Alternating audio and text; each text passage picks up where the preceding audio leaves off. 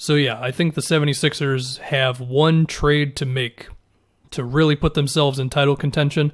And when I say a trade, I don't mean James Harden. I mean more so building on what this team is right now.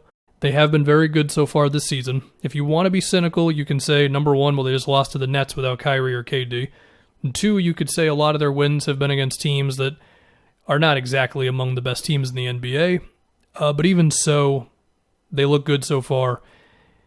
Joel has been amazing.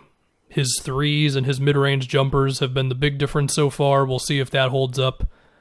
Ben and Joel are maybe the top two guys for Defensive Player of the Year so far, in my opinion. Embiid might be the MVP right now, honestly.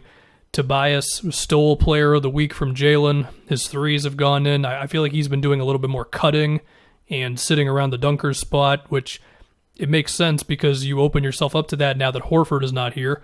Seth Curry has been shooting like crazy. Danny Green's threes are going in. Tyrese Maxey has looked pretty okay in the opportunities he's gotten so far. Dwight is a okay enough backup big guy. I should also remember that they just recently had a health thing that could uproot the team a little bit early on in the season. I think Seth Curry tested positive, so that already hurts him a little bit. But I do think this team has looked pretty all right so far, very solid. If I didn't mention it, Embiid's passing out of the post has been a bit better, so that's cool. If we can talk about Ben Simmons a bit, I mean, he's shooting 10 times a game and shooting 5 free throws a game. He is, the fourth leading shot taker on this team, I believe.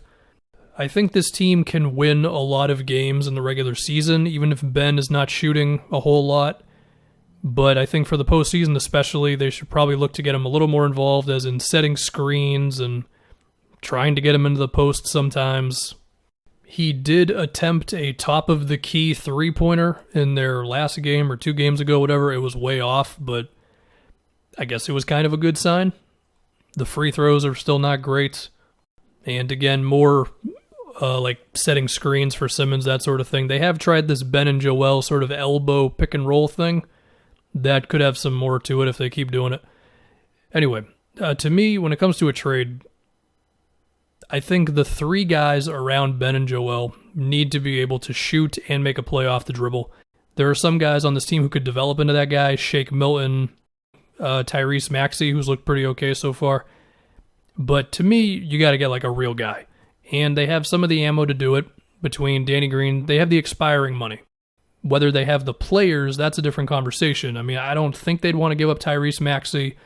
I'm not sure other teams would be that hyped about like Korkmaz or Tony Bradley or Shake Milton, but maybe they could be sweeteners in some sort of a deal. Isaiah Joe, maybe. And they do have the draft picks, if I mention that. They can trade any of their picks over the next 3 seasons. Maybe 4, but then their protections start to kick in on the Horford to OKC trade, so it's at least 3, definitely. The dream is Kyle Lowry, of course. The Raptors are not good at the moment. He has 1 year left in his contract. It's pretty easy to figure that one out. Would the Raptors be okay with any of the players besides the salary that the Sixers can move? Because you can get to Lowry's money with Danny Green and Mike Scott and all them, but those guys aren't exactly difference makers for what's going on in Toronto right now, and the picks are the picks, so maybe the Raptors would still do it just for those, but if Lowry was really available, there's a decent chance that they could get a better offer if the Sixers are not willing to give them a real player. Now, Lowry would be expensive to hold on to. The Sixers don't have too much room before they hit the luxury tax over the next couple of years, so that's something to take into account. Would Philly move Matisse Thybulle in any sort of a trade?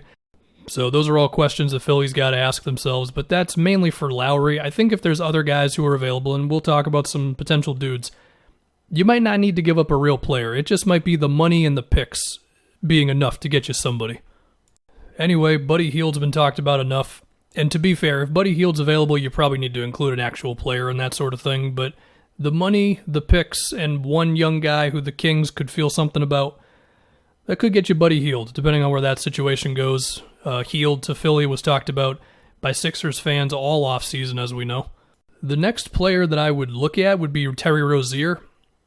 The only thing with Rozier is he might be too good for the Hornets to move right now. He's been really, really good to open up the season. And I'm pretty sure that I speculated they could trade Rozier after picking LaMelo, so that's my opinion for you. I think Evan Fournier is kind of interesting. He's an expiring for Orlando, and the Magic are just constantly in this state of, are they going to do anything, or are they just going to keep on being the 8th seed? If they wanted to look to get something for Fournier, because they just didn't want to bring him back, even if you could argue his shooting is pretty essential for them, then I think the Sixers could jump on that one. And you can say with Fournier, well, he's not good in the playoffs. That is true, but I also think the Magic have asked him to do way too much. I mean, he's been the second option for this team a lot of the time. In Philly, he would be a bit down the totem pole, and I think that would help him out. He could be a spot shooter, and he could make a play off the dribble when teams leave him a little bit of space. He could even run some pick and roll occasionally. Now, another thing, if the Sixers are going to trade for, we'll just say a guy like Fournier or anybody who's on a one-year deal, is if they're going to want to extend that guy, then they might be pushing up against the luxury tax. They're already a pretty expensive team just with Tobias, Embiid, and Simmons. Rudy Gay is making about $14 million. The fear there is that Rudy can't really fit onto a team that doesn't allow him to do stuff off the dribble. He's been better in San Antonio, but for what the Sixers need out of the fifth guy in the closing lineup, maybe Rudy doesn't exactly have the skill set you'd want, even if he can go off the dribble at times. If I can name another Orlando player, Terrence Ross, similar to Rozier, he might be too good right now for the Magic to think about moving him. He's actually been scoring 20 points a game. Paddy Mills is another Spurs guy. He's on a one-year deal. He might not give you the defense that you'd really, really want, but he's definitely got more to him on offense than Danny Green or, we imagine, rookie Tyrese Maxey. Not that I think you should give up Tyrese Maxey for Paddy Mills. At this point, you don't need to move a young player for any of these guys. I probably should have mentioned George Hill earlier. You'd think I would. There's, Rodney Hood, although he's got a 2-year and he hasn't been too good for the Blazers. I don't think the Sixers would really want that one. But just anybody who can give them a little bit more juice on offense and just really make those three guys around Ben and Joel in closing lineups guys that you have to respect. Because I feel like even with how this team looks better, with three dudes who can shoot around those two and everything, I think if even one of those guys, just given the awkward fit of Ben and Joel, even with the progress they've made, if one of those guys cannot go off the dribble and shoot, I think that gives the defense a lot of luxury to still leave that guy open and then clog up the paint and then, the awkward Sixers offense. It'll never be as bad as it looked at times last season, but I do think it could come back a bit. So that's all I've got. Philly's good, and yeah.